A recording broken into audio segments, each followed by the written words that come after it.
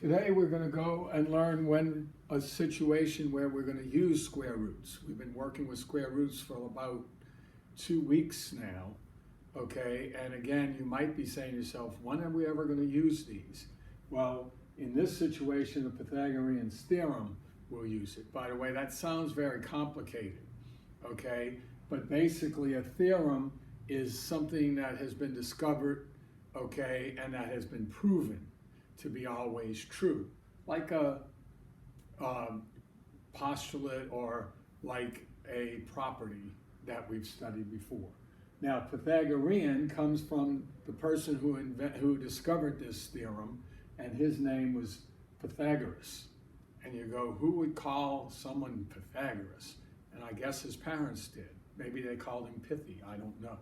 All right, but anyway, Pythagorean's theorem deals with the relationship of the sides of a right triangle. Now remember, a right triangle is a triangle that has a 90-degree angle, all right? And in a right triangle, we discussed before how one side of a right triangle is always longer than the other two sides. And that side that's longer is always the side opposite the 90-degree angle, and it's called the hypotenuse. And again, hype means very excited or built up, okay? Is hype, if you hype something, you build it up, make it big. So hypotenuse is the big side. And these are called the legs, okay? And again, excuse me, you could say this would be like leg 1, and this could be like leg 2, all right? Having trouble writing with this marker nowadays.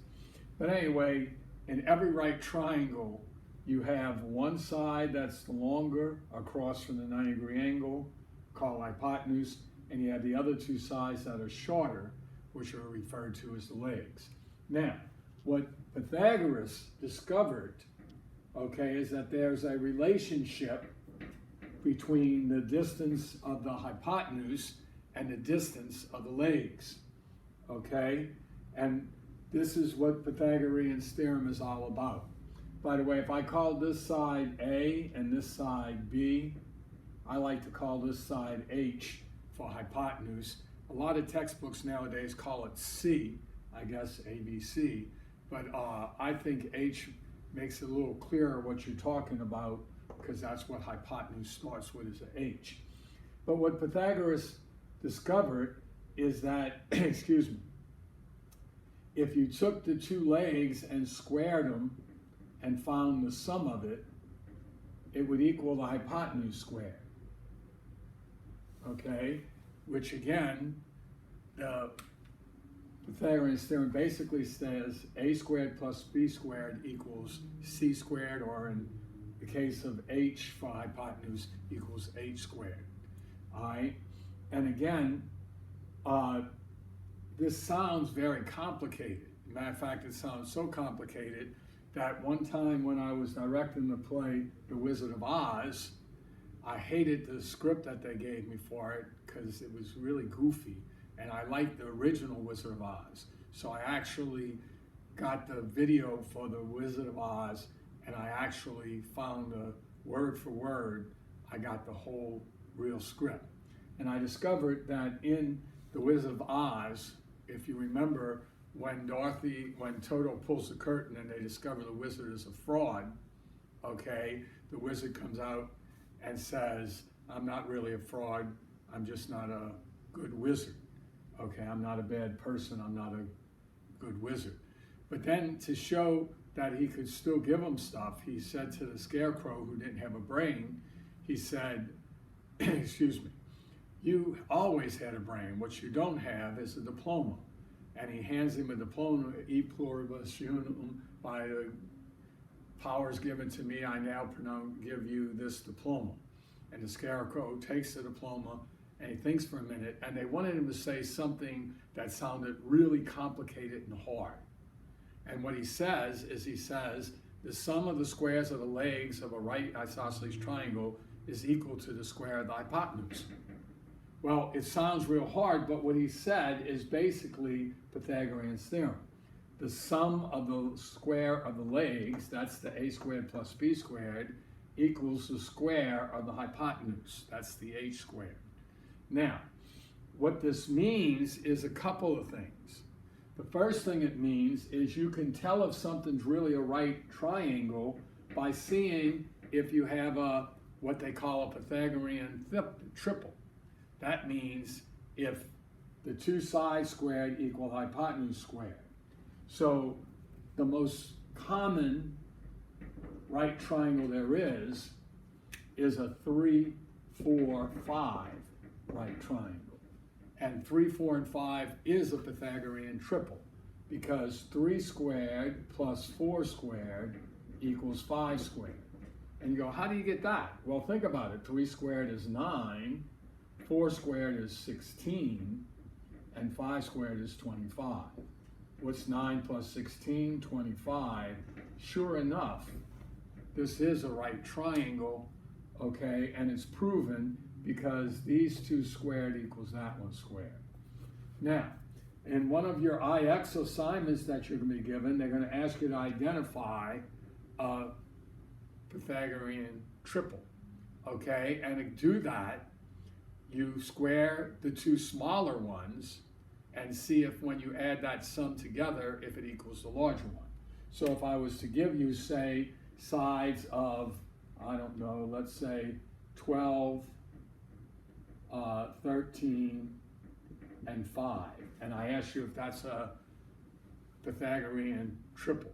Now, again, the legs have to be the two smaller ones, and the hypotenuse has to be the larger one. So this would be the hypotenuse, so these two would be the legs.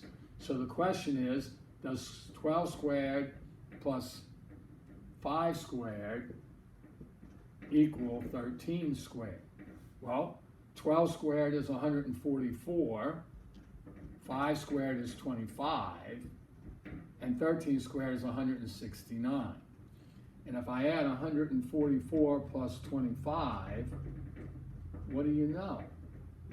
That is a Pythagorean triple. So yes, these would be the sides of a right triangle.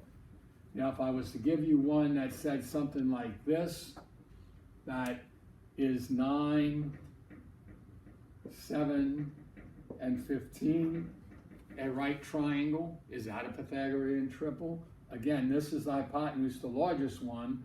These are the two smaller one, legs.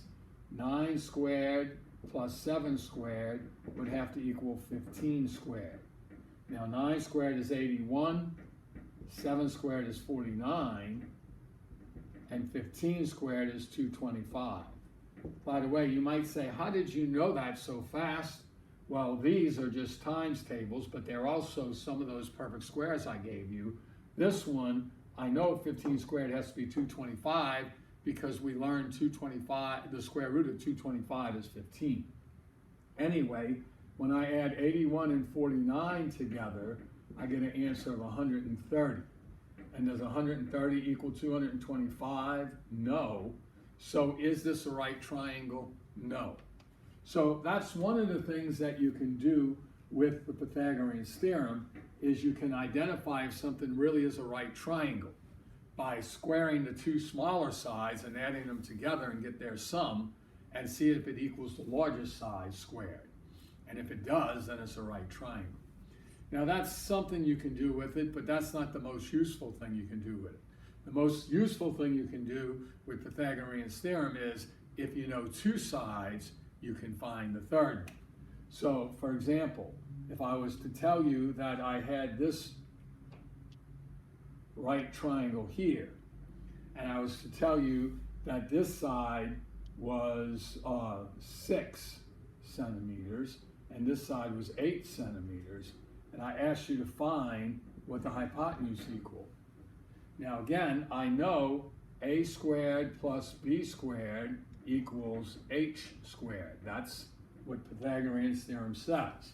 And I can replace a with 6 centimeters and square it, b with 8 centimeters and square it, and it's going to have to equal h squared. By the way, 6 squared is 36 centimeters squared, plus 8 squared is 64 centimeters squared. Has to equal 8 squared. Well, 36 plus 64 is 100, okay, centimeters squared equals 8 squared. And again, remember when you solve an equation, you always do the opposite. That's why when you solve an equation, you get rid of adding by subtracting and subtracting by adding. You get rid of multiplying by dividing and dividing by multiplying. Well, to get rid of squaring a number, you have to do the opposite of squaring. And what's the opposite of squaring something? Think about that for a minute. What would be the opposite of squaring something? It would be taking the square root of it. So I could take the square root of both sides here. And the square root of h would give me h squared would give me h, and the square root of 100 would give me 10 centimeters. So that would be the missing side. And again, excuse me, that's something, okay, that you could always do. If you knew the two sides, you could find the hypotenuse by squaring the sides and adding it together, and then taking the square root.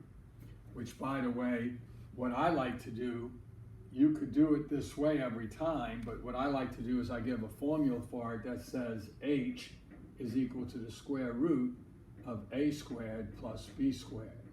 And just like now when you found perimeter and area and volume and surface area, if it's a formula, all you do is plug in the numbers and then work it out. Okay, but you see, you need to be able to find the square root to work it out. Now you say, okay, well, what if I know the hypotenuse and I want to find the leg? Like say, what if I know that the hypotenuse here would be 17 meters, and I know this leg is 15 meters, and I want to find this leg, okay? Well, again, you could start with h squared equals a squared plus b squared. You could replace h with 17 meters squared equals, I don't know what a is, so that's a squared plus 15 meters squared. And then you could do this, you could square them, 17 squared, that's not one of those ones I told you to learn, so you would have to, when in doubt, work it out. And it would come out to be, that's a 9 by the way, comes out to be 289. And then a squared plus, we don't know what 15 squared is, it's 225 meters squared. And again, I could now solve by subtracting 225 meters squared from both sides. By the way, that was meters squared. And if I subtract 225 from both sides, I get an answer 64 equals a squared. And again, I don't want to know what a squared is, I want to know what a is. So to get rid of squaring, I take the square root of both sides and find out that a equals 8. All right? And again, if you stop and think for a minute, I could come up with a formula for this too. If I wanted to get a squared by itself, I would subtract b squared from h squared. So this one would come out to be a equals the square root of h squared minus b squared. Or you could use b equals the square root of h squared minus a squared. It's a little simple algebra that's used in this. But again, if you write down these three formulas and use them, if you're looking for h, take the square root of the sum of the squares. If you're looking for a, take the square root of the difference between the hypotenuse and the leg you know squared.